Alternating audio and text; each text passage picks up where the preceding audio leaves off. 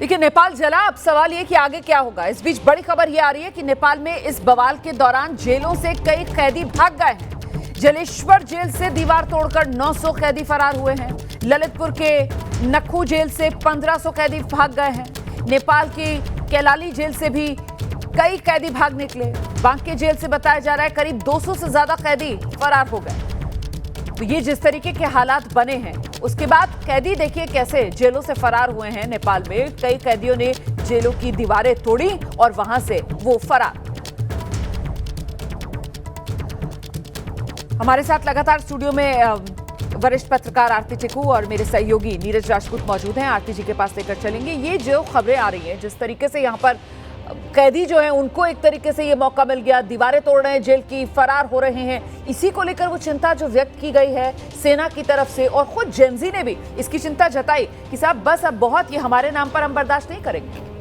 देखिए, जब इस तरह की रेवोल्यूशन जिसको कहते हैं, जिस तरह के वायलेंट प्रोटेस्ट हुए, जब ये एक बार शुरू हो जाते हैं तो ये कितनी तेज़ी के साथ स्नोबॉल होके आउट ऑफ कंट्रोल हो जाते हैं और इसमें कई और एलिमेंट्स शामिल हो सकते हैं। हमें नहीं मालूम है कि इसमें बाकी एक्सटर्नल फोर्सेस का क्या हाथ रहा। हमें नहीं मालूम है कि इसमें केपी शर्मा ओली तो सिर्फ प्राइम मिनिस्टर, लेकिन पूरे पॉलिटिकल क्लास के खिलाफ कौन कौन से एलिमेंट्स इकट्ठे होके, कन्वर्ज होके वो इनके खिलाफ हुए हैं। और साथ ही साथ ये कि एक बार ये जब शुरू होता है वायलेंट प्रोटेस्ट और अगर ये कंट्रोल में नहीं आता, और जिस तरह से केपी शर्मा ओली ने इसको मिस हैंडल किया, उसे ऑटोमेटिकली इनएविटेबल था कि ये अपनी सरकार गिरा के छोड़ेंगे।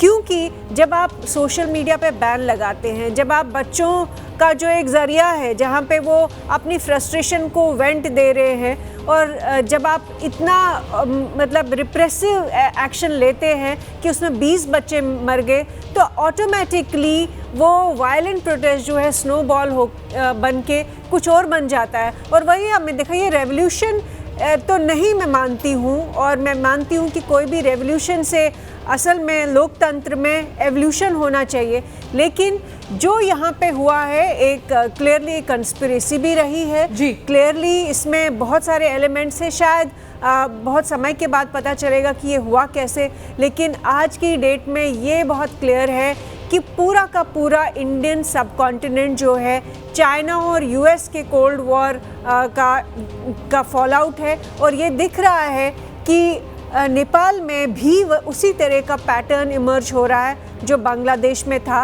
मोहम्मद यूनुस की सरकार अभी तक इंटरिम सरकार चला रही है, अभी भी बांग्लादेश को स्टेबलाइज नहीं मानते हैं, क्योंकि हमने अभी देखा नहीं कि उनके यहाँ इलेक्शंस हुए और वापस से शेख हसीना पार्टिसिपेट कर रही हैं या खालिदा जिया।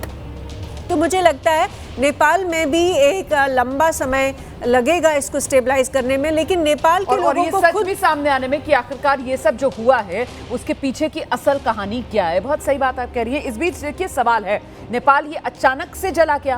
प्रधानमंत्री को जान बचाकर ऐसे हालात क्यों बने कि भागना पड़ गया? सरकार के सरेंडर के बावजूद आंदोलनकारी पूरा नेपाल जलाने पर उतारू क्यों हो गए थे? जेनजी का ये सैलाब सड़कों पर अगले दिन भी क्यों उतरा? और जैसे जैसे ये क्रांति अराजकता में बदलती चली गई, विद्रोह के पीछे के चेहरे सामने आने लगे, और इन्हीं में एक चेहरा है रैपर से राजनेता बने बालेन शाह का। बगावत के सूत्रधार बालेन शाह कैसे बने इस विद्रोह के बाजीगर, ये रिपोर्ट देखिए आप।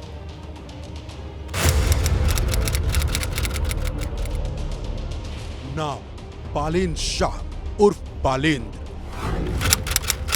पहचान काठमांडू के मेयर।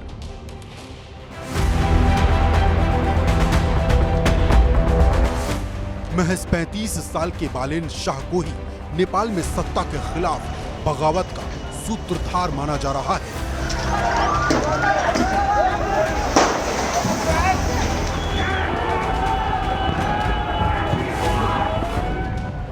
सोमवार को शुरू हुआ प्रदर्शन गोलीकांड के बाद हिंसक हो गया।